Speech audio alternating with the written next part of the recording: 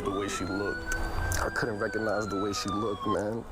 I stood right over her as I was on the phone. Oh, like that's something that's gonna be with me for a long, long, long time, man. What if we told you that every security measure on your college campus is a complete lie? What if we told you that those student ID swipes, those restricted access dormitories, and those campus safety escorts are nothing more than theater designed to make you feel safe while you're actually completely vulnerable? On May 18th, 2024, that harsh reality came crashing down on Kennesaw State University in the most violent way possible. You see, college campuses sell parents and students a story. They sell you brochures filled with smiling faces, pristine walkways, and promises of a safe learning environment. They install card readers on dormitory doors and hire campus security officers to patrol in golf carts. They send out those safety notifications about locking your car and walking in groups after dark. It's all designed to create this bubble of security. This idea that within these academic walls, you're protected from the real world's dangers. But what happens when someone who has absolutely no business being on your campus decides they want to hunt you down? What happens when all those safety protocols crumble in the face of someone with nothing left to lose? Saturday afternoon at Kennesaw State University was supposed to be like any other weekend day. Students were scattered across campus, some studying in the library, others hanging out in their dorms, many just enjoying the freedom that comes with being away from home. The Austin Residence Complex was buzzing with that relaxed weekend energy, where the biggest decision most students faced was what to order for dinner. For Anthony Harrison, a 21-year-old student leader and vice president of the Student Government Association, it was the perfect time to catch up on some much-needed rest. As someone deeply involved in campus life, Anthony had earned this downtime. He'd built meaningful relationships at KSU, made his mark as a student advocate, and genuinely loved being part of this community. That sense of belonging, that feeling of safety and home, was about to be destroyed forever. Just before 4 p.m., the peaceful afternoon exploded into chaos. The sharp, unmistakable sound of gunshots rang out across the complex not once, but multiple times. These weren't firecrackers or construction noise that students might dismiss. These were real gunshots, close enough to feel the danger, loud enough to jolt Anthony from his rest. In that moment between sleep and wakefulness, between safety and terror, Anthony faced a choice that no college student should ever have to make. He could stay inside, lock his door, and hope the danger passed. Or he could step outside and potentially help someone who might be hurt. As a student leader, as someone who cared deeply about his community, Anthony chose to help. Nothing could have prepared him for what waited outside his door. The scene that greeted him defied every assumption about campus safety. There in broad daylight, in the heart of a student residential area, lay a body. The violence was so extreme, so shocking, that it took Anthony several seconds to process what he was seeing. This wasn't a medical emergency or an accident. This was the aftermath of an execution. Someone had been gunned down on college property, in student housing, during what should have been the safest time of day. Anthony's hands shook as he dialed 911, his voice barely steady enough to provide details to the dispatcher. How do you explain that your safe campus community has just become a murder scene? How do you describe discovering what might be someone you know, lying dead outside your dormitory? As first responders raced toward the Austin Residence Complex, the reality of what had just happened began spreading across campus. Within 43 minutes, every student at Kennesaw State University would receive an emergency alert that would shatter their sense of security forever. But here's what makes this case even more disturbing. The person who committed this brutal act wasn't supposed to be on campus at all. They weren't a student. They didn't live in the dormitories. They had no academic or professional reason to be in student housing. Yet somehow, they walked right through whatever security measures existed, found their target, and executed them in cold blood before disappearing back into the afternoon. The victim's identity remained protected in those first crucial hours, as investigators began piecing together how this could have happened. But the questions hanging over the campus were immediate and terrifying. Who was killed? Who did this? How did they get access to student housing? And most importantly, if someone could be murdered here, in broad daylight, where exactly were students safe? Before we reveal who this victim was and uncover the shocking truth about how this happened, we want to hear from you. What's your experience with campus safety? Drop a comment about your campus security, and make sure to hit that like button, because this case exposes some serious safety gaps that every student needs to know about. The victim discovered that Saturday afternoon wasn't just another college student.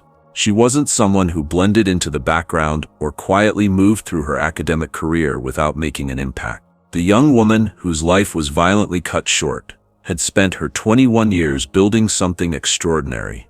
Her name was Alasia Franklin, and she represented everything that makes a parent proud, a university hopeful, and a community stronger.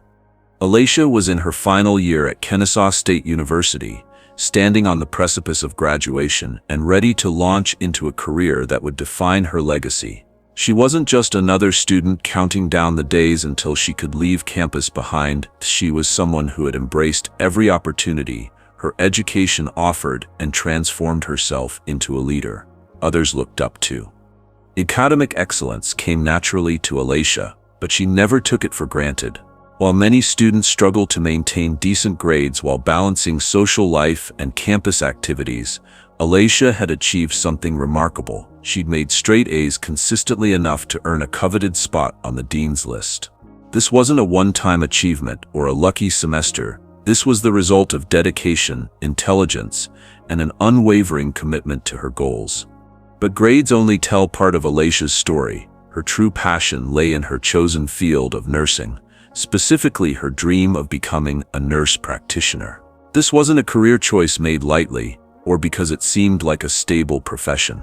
Alasia had grown up in a family where medical service was valued and respected, and she wanted to continue that tradition of healing and helping others. The nursing program at any university is notoriously demanding. It requires not just academic knowledge, but emotional resilience, practical skills, and the ability to make life or death decisions under pressure.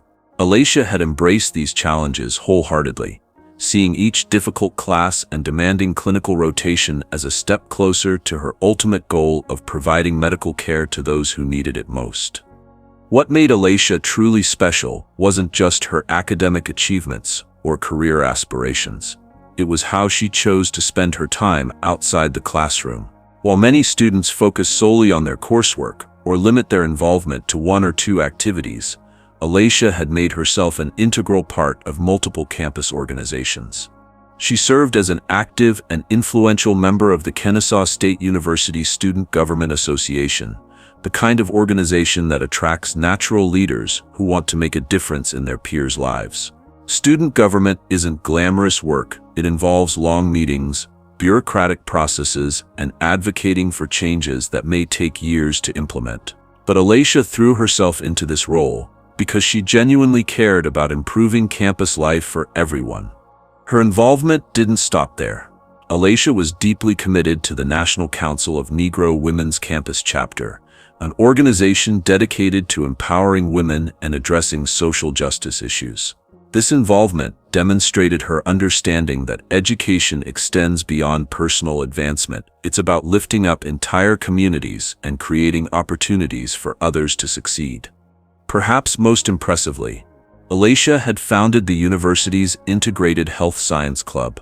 This wasn't just joining an existing organization, this was identifying a need on campus and taking the initiative to create something entirely new.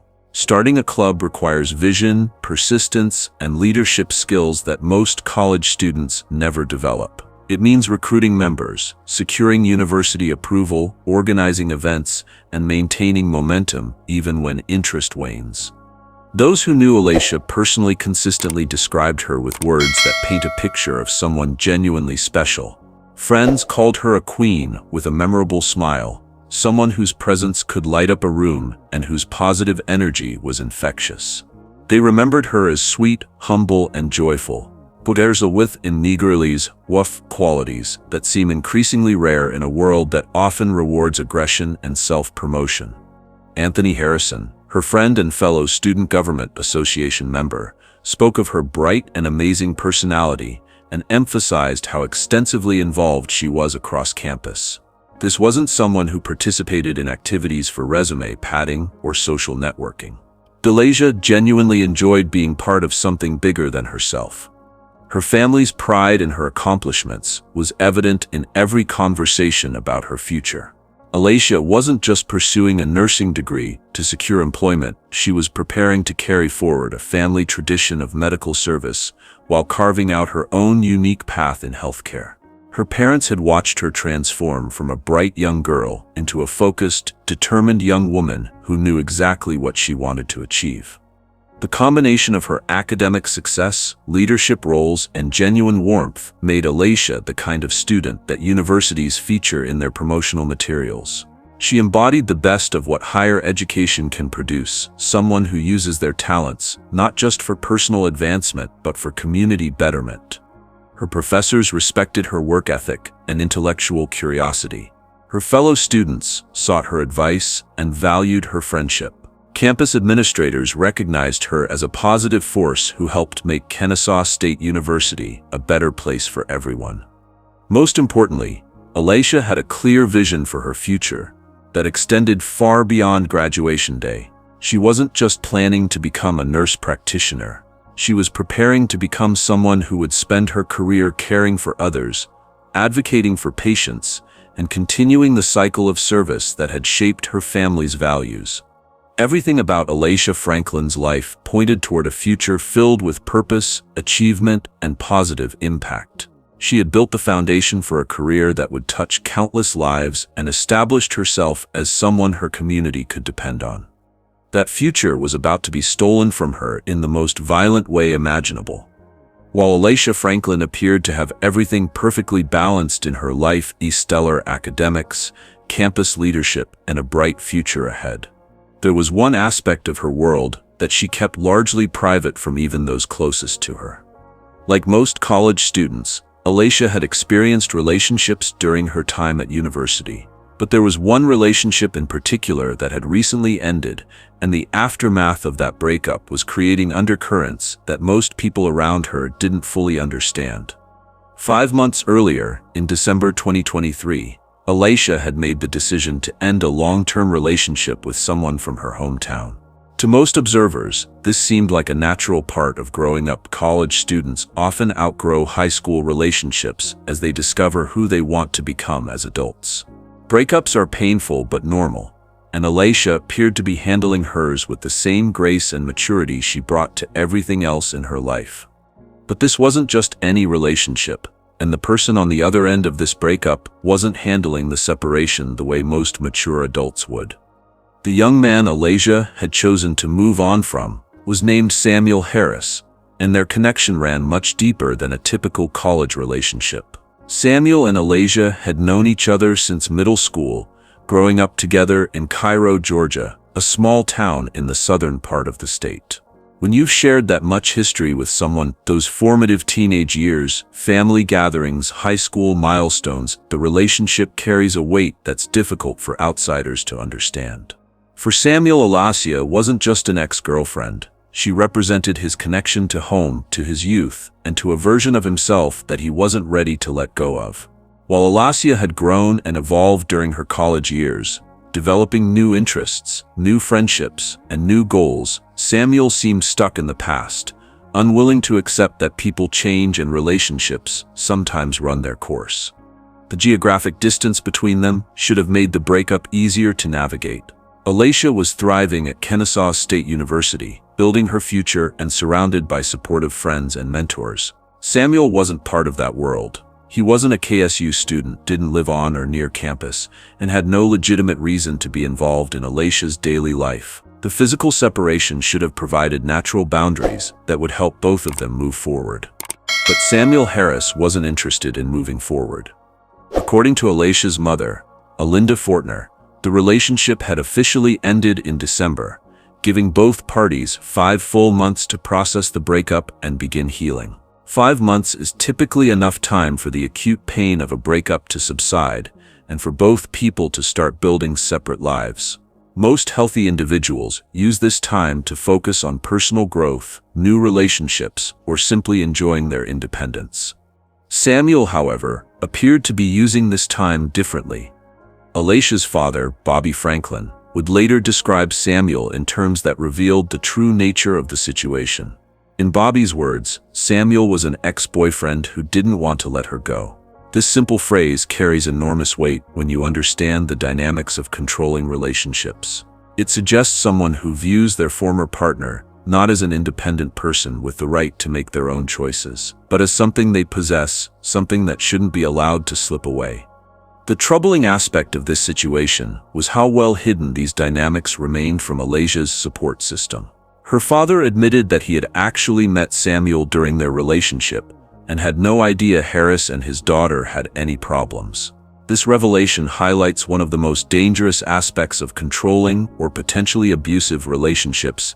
They often operate completely beneath the surface, invisible to even the most caring and attentive family members.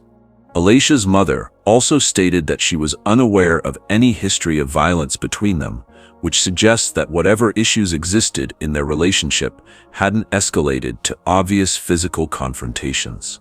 This can create a false sense of security for everyone involved, making it seem like the relationship ended amicably and that both parties are moving on peacefully. But the absence of visible violence doesn't mean the absence of concerning behavior. Controlling partners often express their inability to let go through persistent contact, emotional manipulation, monitoring their ex-partner's activities, or making threats that seem dramatic rather than serious. These behaviors can escalate so gradually that the victim doesn't recognize the danger until it's too late. Alasia's success in keeping her relationship struggles private from her family and friends demonstrates both her strength and her vulnerability. On one hand, it shows her maturity in trying to handle her personal problems independently, rather than constantly involving others in relationship drama. On the other hand, it meant that the people who cared about her most had no idea she might be dealing with someone who couldn't accept rejection. As Alasia continued to excel academically and expand her campus involvement throughout the spring semester of 2024, Samuel Harris was apparently struggling with a very different reality. While she was building toward graduation and her nursing career, he was fixated on a relationship that no longer existed and a connection she had clearly outgrown. The question that would later haunt everyone who cared about Alasia was whether Samuel's inability to let her go was merely emotional immaturity or something far more dangerous. By May 2024, that question was about to be answered in the most devastating way possible. May 18th, 2024 started like countless other Saturday afternoons for students at Kennesaw State University. The weather was pleasant, finals were still a few weeks away, and most students were enjoying that perfect college weekend balance of relaxation and social time. Across campus, students were studying in groups, hanging out in common areas, or simply catching up on sleep after a busy week of classes and activities. For Alasia Franklin, this Saturday should have been another step toward her approaching graduation and the nursing career she'd worked so hard to achieve. She had every reason to feel secure in her campus environment, surrounded by friends who admired her and faculty who respected her academic achievements. What Alasia didn't know was that Samuel Harris had other plans for her day. Sometime that afternoon, Harris made the deliberate decision to drive from Cairo, Georgia to Kennesaw, Missouri, a journey of several hours that required planning, preparation, and a calculated determination to confront his ex-girlfriend. This wasn't a spontaneous decision made in a moment of emotional weakness. Harris had to secure transportation, likely plan his route to campus, and figure out how to locate Alasia once he arrived. Most significantly, Harris came armed. The weapon he brought was a black Glock 9mm handgun, a serious firearm that requires both access and intent to obtain. This wasn't a crime of passion, where someone grabbed whatever weapon was available in a moment of rage. Harris had deliberately armed himself with a gun specifically designed to kill, suggesting that his visit to campus was planned with lethal intentions from the beginning. The fact that Harris was able to access the Austin residence complex raises disturbing questions about campus security that would haunt administrators and students long after this tragedy. Student housing is supposed to be one of the most secure areas on any college campus, restricted to residents and their approved guests. These buildings typically require key card access, have limited entry points, and are designed to keep unauthorized individuals out. Yet somehow, a non-student carrying a loaded handgun managed to enter this supposedly secure area without detection or challenge. Whether Harris gained access through following other students, exploiting security vulnerabilities, or using some other method, his presence in the complex represented a catastrophic failure of the safety systems designed to protect students in their living spaces. The actual shooting occurred with devastating efficiency. Harris located Alasia and opened fire multiple times, using enough ammunition to ensure there would be no chance of survival. The brutality of the attack was immediately apparent to Anthony Harrison when he discovered the scene. The violence was so extreme that it initially prevented him from recognizing someone he considered a close friend. The timing of the attack, broad daylight on a weekend afternoon, when many students were moving around campus, demonstrated either complete disregard for witnesses or a level of desperation that made Harris indifferent to the consequences of being seen.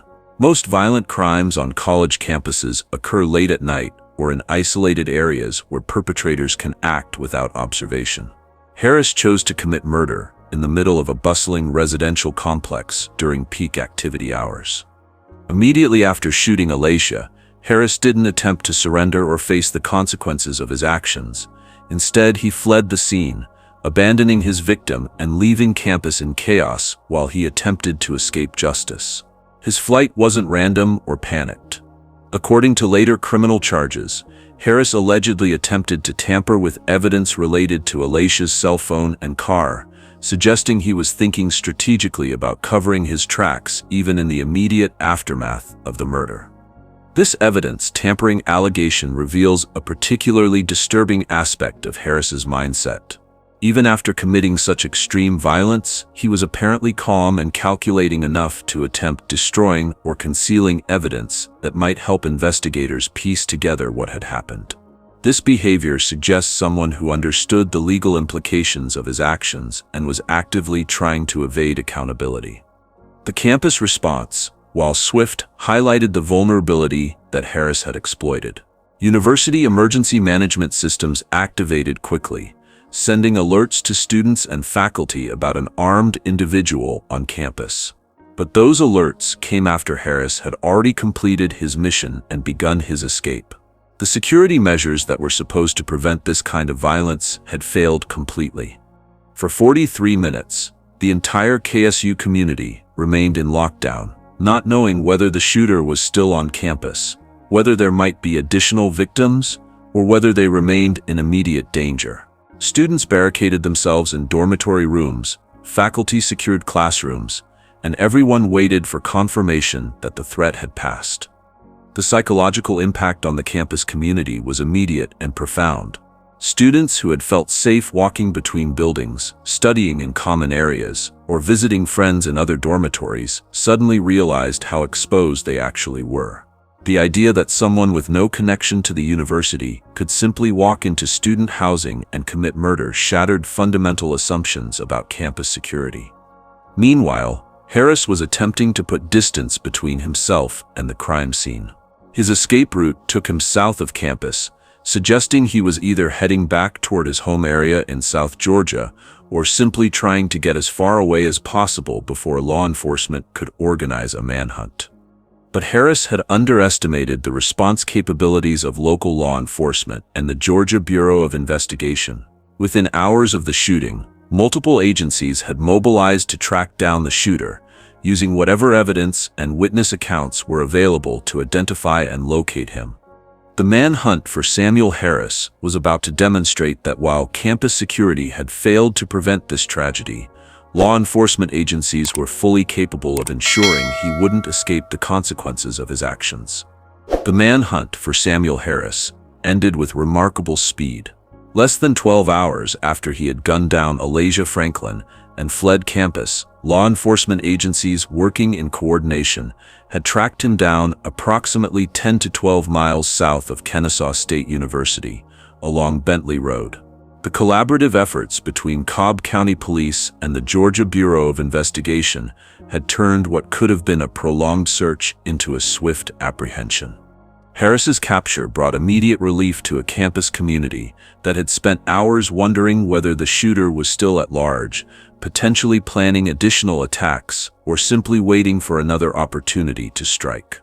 The university was finally able to issue an all-clear notification, officially ending the lockdown that had paralyzed normal campus operations. But while Harris's arrest provided some measure of immediate safety, it also marked the beginning of a legal process that would force the entire community to confront the full scope of what had happened and what it meant for their future security. When the Cobb County grand jury convened to review the evidence against Samuel Harris, they returned with an indictment that reflected the severity and complexity of his crimes.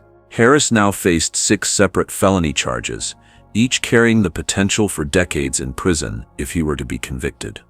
The charges told the story of a calculated and brutal attack. Felony murder and malice murder charges addressed the core crime, the deliberate killing of Alasia Franklin. Aggravated assault with intent to murder reflected the extreme violence used in the attack. Possession of a firearm during the commission of a crime acknowledged the weapon that made this tragedy possible. Perhaps most significantly, Harris was charged with carrying a weapon within a school area, a charge that highlighted one of the most troubling aspects of this case. The fact that someone with no connection to the university had been able to bring a loaded handgun onto campus and into student housing represented a fundamental breakdown in security protocols that were supposed to protect the academic community. The tampering with evidence charge revealed Harris's mindset in the immediate aftermath of the shooting. Rather than surrendering or showing remorse, he had allegedly attempted to destroy or conceal evidence related to Alasia's personal belongings, demonstrating a continued effort to evade responsibility even after committing murder. The judge's decision to deny bond for Harris meant he would remain in custody throughout the legal proceedings, preventing any possibility of him intimidating witnesses, fleeing jurisdiction, or posing additional threats to the community. This decision provided some comfort to Alasia's family and friends, who wouldn't have to worry about encountering her killer while they grieved and sought justice. As the case moved toward Cobb County Superior Court for arraignment and eventual trial, the legal system's deliberate pace created its own form of ongoing trauma for those affected. While law enforcement had acted quickly to apprehend Harris, the path to final justice would likely take months or even years to complete, leaving the community in a prolonged state of uncertainty and pain. The immediate aftermath of the tragedy also sparked urgent conversations about what had gone wrong and how similar incidents could be prevented in the future. Anthony Harrison, who had discovered Alasia's body and would carry that traumatic image for the rest of his life, became one of the most vocal advocates for immediate campus security improvements. Harrison's recommendations were specific and practical, born from his first-hand understanding of the security failures that had made this tragedy possible. He called for increased surveillance through more cameras throughout campus, particularly in residential areas where students should feel most secure. More importantly, he advocated for security gates around student housing that would ensure only students are allowed in student housing.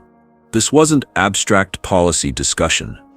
Harrison had lived through the consequences of inadequate security and understood exactly what needed to change to protect other students from experiencing similar trauma.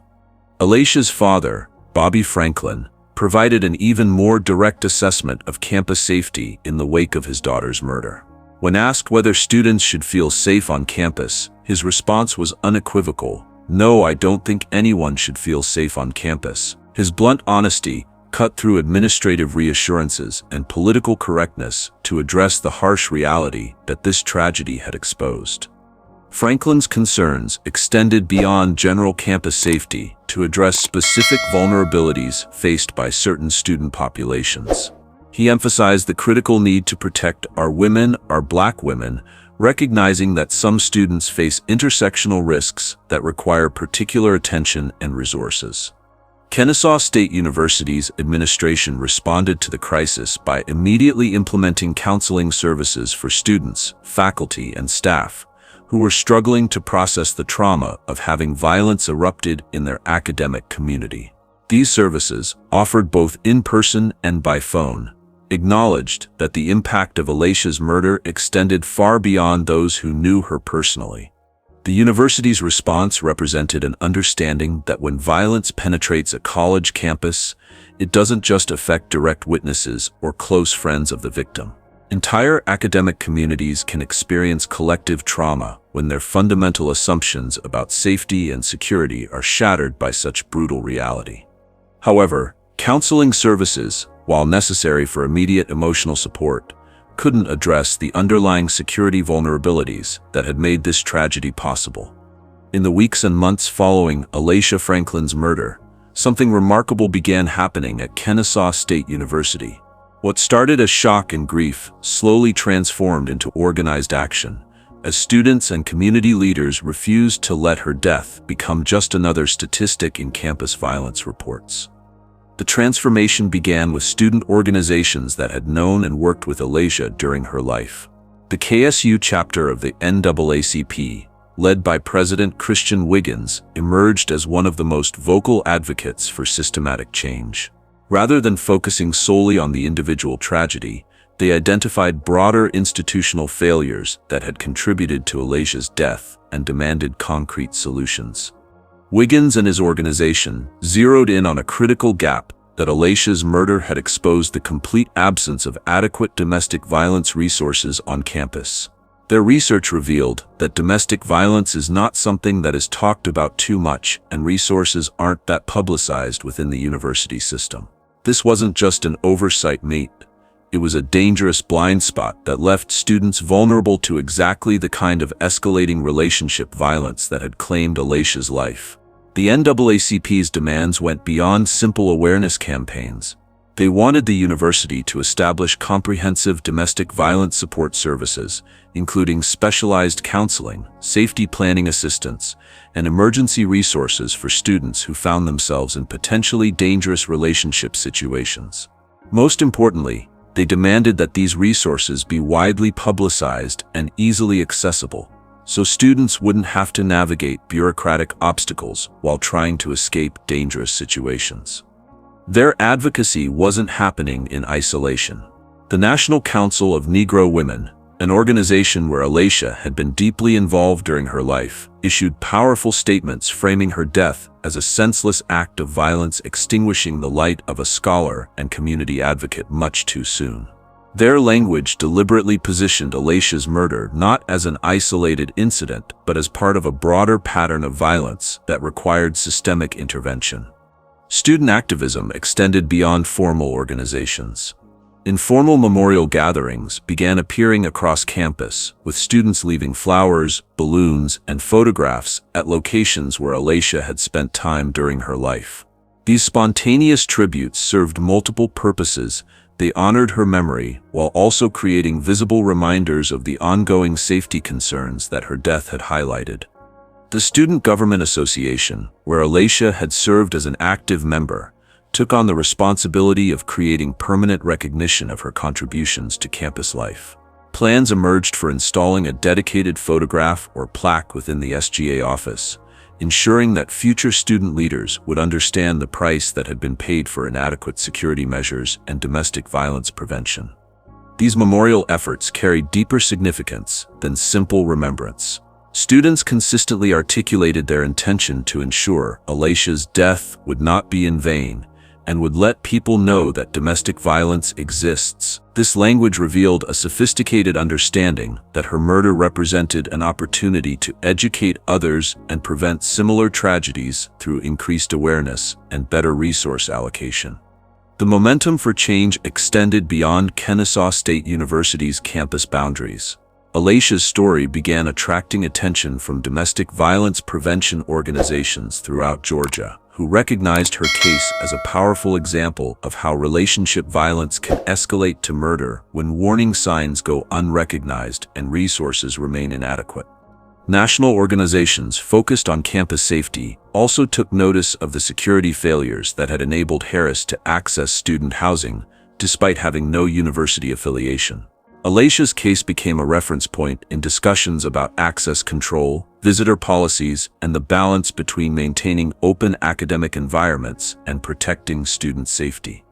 The ongoing legal proceedings against Samuel Harris provided a framework for these advocacy efforts. Rather than waiting for the trial to conclude before demanding change, student activists used the public attention surrounding the case to push for immediate policy reforms and resource improvements. Perhaps most significantly, Alasia's death had forced uncomfortable conversations about the intersection of domestic violence and campus safety. Traditional campus security measures focus primarily on preventing external threats to strangers who might enter campus to commit crimes against random victims. Alasia's murder demonstrated that some of the most serious threats to student safety come from people who have personal connections to their victims and who may not fit typical security profiles. The community's response to Alasia Franklin's death proved that even the most devastating tragedies can become catalysts for meaningful social change when people refuse to accept that such violence is inevitable or unstoppable. Before we wrap up this case, we want to hear from you. What changes would you implement if you were in charge of campus security? Hit subscribe and share this video to help spread awareness about domestic violence and campus safety. We'll see you in the next case, where we continue examining stories that demand justice and change.